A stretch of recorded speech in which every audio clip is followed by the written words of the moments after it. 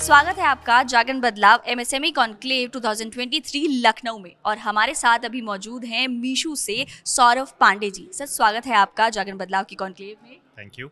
और मेरा सबसे पहला सवाल ये रहेगा कि इंडिया से ऐसी दो कंपनीज को चुना गया था, टाइम्स 100 मोस्ट इन्फ्लुएंशियल जो कंपनीज थी वो सिर्फ दो थी, एक एनपीसीआई और एक आपकी कंपनी यानी कि मीशू। तो आपको ये जो आपके नाम ये खिताब आया है, इसके बाद क्या आप लोगों ने अपनी स्ट्रैटेजी और चेंज की है या फिर आप लोगों ने और कुछ स्टार्ट किया है न्यू? अगर कुछ सही चल रहा है तो उसको ज़्यादा चेंज करने की ज़रूरत नहीं पड़ती है। तो ऐसे कोई बहुत ज़्यादा चेंजेस नहीं किए हैं। आई थिंक हमने डे वन से अपनी जो कंपनी के बारे में सोचा है और जैसे हमने इसको डिज़ाइन किया है वो डिज़ाइन ही हुई है कि छोटे बिजनेस को कैसे सक्सेसफुल करें ऑनलाइन, और हमारी यही कोशिश आगे भी जारी रहेगी।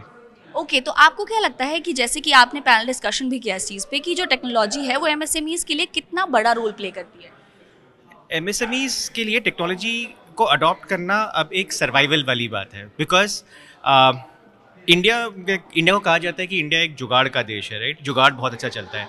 टेक्नोलॉजी एक ऐसी चीज़ है जो इस जुगाड़ को ऑर्गेनाइज कर देती है, और एक बार जब जुगाड़ ऑर्गेनाइज होता है ना तो वो एक एस्टैब्लिश्ड सिस्टम से कहीं ज़्यादा अच्छा चलता है। और आई थिंक एमएसएमईज के पास ये बहुत बड़ी अपॉर्चुनिटी है कि अगर वो इसको अडॉप्ट करें टेक्नोलॉजी को और अपने इस जुगाड़ को ऑर्गेनाइज कर लें तो वो किसी से भी कम्पीट कर सकते हैं। सर, मेरा एक सवाल ये है कि जैसे मार्केट में ऑलरेडी बहुत सारे ऑनलाइन प्लेयर्स थे, आप अकेले नहीं थे, आपके आने से पहले ऑलरेडी स्टैब्लिश प्लेयर्स थे, जैसे फ्लिपकार्ट हो गया, मिंत्रा हो गया या अमेजोन हो गया। लोग ऑलरेडी उनके ऐसे कस्टमर हैं जिन पे बहुत ज़्यादा ट्रस्ट करते हैं। ऐसे में आपको कितनी मुश्किलें आई लोगों को खुद पर ट्रस्ट दिलाने में? बिकॉज एक स्टैब्लिश मार्केट में आने के बाद आप स्टार्ट कर रहे हैं अपनी न्यू जर्नी, तो आपको क्या डिफरेंट अप्रोच अपनानी पड़ी इसके लिए? तो हमारा आई थिंक सबसे बड़ा डिफरेंट अप्रोच ये था कि हमने कस्टमर बेस ही बहुत ही अलग डिफरेंट टैप किया।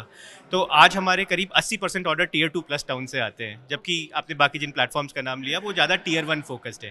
तो ये एक बहुत बड़ा सेगमेंट था। दूसरा था जो हमारी सप्लाई थी, जो हमारे सप्लायर थे, जो प्रोडक्ट्स हम ऑनलाइन लेके आए वो जनरली अवेलेबल नहीं थे। जैसे मैं पहले भी बता रहा था कि लोग सिर्फ ब्रांडेड प्रोडक्ट बेचते थे ऑनलाइन। हमने अनब्रांडेड प्रोडक्ट्स को ऑनलाइन लाकर उसको बेचने का एक सिस्टम बना दिया, उसकी क्वालिटी, प्राइसिंग, ये सब हम फिक्स कर पाए, और ये बहुत बड़ी चीज़ रही है जिसकी वजह से हम यहाँ पहुँच पाए। सर, एक सवाल ये कि टीयर 2 और टीयर 3 सिटीज़ में, जैसे कि आपने कहा ये आपकी टारगेट ऑडियंस है, तो इसमें आप एमएसएमई की ग्रोथ को कैसे देखते हैं? टीयर 2, टीयर 3 सेगमेंट और MSME are match made in heaven for all practical purposes. Because अगर आप देखेंगे तो मैंने कहा था कि 80% of Indian market is unorganised, unbranded सामान खरीदा जाता है, और MSME is the manufacturing ecosystem which powers this entire unbranded ecosystem. तो ये सारी ग्रोथ एमएसएमई से ही ड्राइव होनी है। आप बहुत महंगा सा टीवी ले जाकर या बहुत महंगे कपड़े ले जाकर आप टीयर 2, टीयर 3 में नहीं बेच पाएंगे, बिकॉज वो उनके लाइफस्टाइल को सूट नहीं करता है। तो उनके लाइफस्टाइल के लिए जो रिक्वायर्ड है वो आज एमएसएमई मैन्युफैक्चर करने की कैपेबिलिटी रखता है और क्षमता रखता है, and that is what will build the tier 2, tier 3 ecosystem through MSME. Okay, और आपकी वो पावर जो आपको बाकियों से अलग बनाती है वो क्या है? आई थिंक ओवरऑल अगर हम देखेंगे तो हम इंडिया का only pure play market place है। हम बने ही स्मॉल बिजनेसेस के लिए। आई थिंक ये हमारा सुपर पावर है, बिकॉज हमारा फोकस बहुत क्लियर है कि हमें छोटे बिजनेसेस को सक्सेसफुल कराना है, और हमारे बहुत क्लैरिटी है कि हमारे कस्टमर्स क्या खरीदना चाहते हैं, और हम इन स्मॉल बिजनेसेस को एनेबल कर पा रहे हैं कि इस कस्टमर डिमांड को उनके पास ले जा पा रहे हैं और वो मैन्युफैक्चर करके उनको दे पा रहे हैं। आई थिंक यही हमारी स्ट्रेंथ रही है, and I think this is what will hold us in good stead in the future as well.